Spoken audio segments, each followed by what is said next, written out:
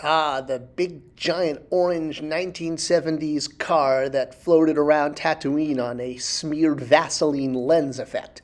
The Landspeeder. It's a toy that I really actually never had as a kid, but if you did have a Landspeeder, it kind of made you the coolest kid on the block because this was a very quintessential A New Hope vehicle, and only being seen in the first half of the movie, and then Luke, well, sells it. So it's very much tied to his origins and kind of like that original feel of the first movie. Obviously, the Landspeeder has been offered over and over again in modern lines, the first time being in Power of the Force 2, where we got the Kenner mold reissued, thanks to Palitoy holding on to those molds. And then the same mold was reissued several years later in 2002 during the Attack of the Clones Saga line in this beautiful window box. Now, the interesting thing about the Landspeeder is, honestly, it almost never gets sold without Luke. That Power of the Force 2 one is honestly one of the only examples. And it becomes a tricky thing for toy licensing because Luke is considered a figure and the Landspeeder, is considered a vehicle. And often this requires two different licenses. A license for figures and a license for minifigures. A license for vehicles and a license for minifigures. If you wanted to put a Luke in the Landspeeder and not have him removable, it has to be what's called a slug figure and permanently attached. And it's hard to do the Landspeeder without a figure, which is why, again, you often see slug figures attached and, rooted into the Landspeeder tool in order to have a character. You can't remove him because then you would have to have an action figure license.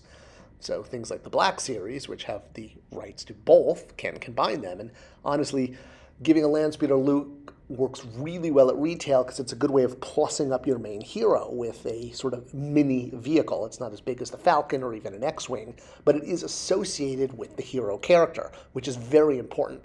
Having a hero that has an identifiable vehicle that actually helps them complete their quest or their adventure is very aspirational, and that's what sells vehicles.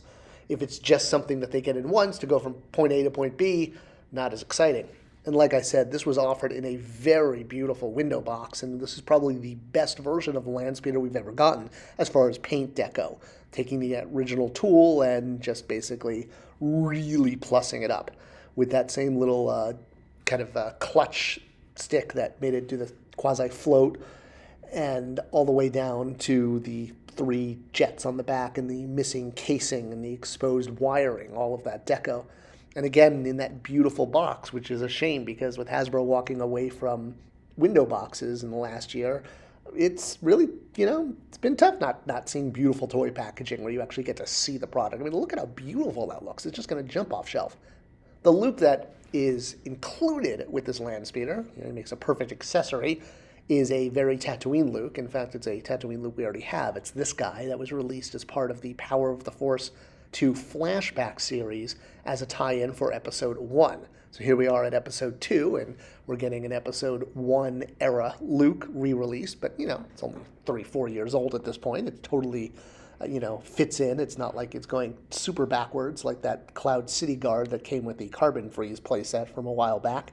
Now, the interesting thing, though, is there is a more updated Luke that came out since this one, which kind of almost made sense to include as well. This one had different types of articulation. It had knee articulation for the first time, and it had swivel articulation at the elbows as opposed to a actual T-joint. So, yeah, there were options for which tool to include, and why they went with the floppy hair hat one over that, I don't know, but it's basically a slight repaint. The single-carded one had more kind of a yellow brush wash, and the new one is more of a brownish.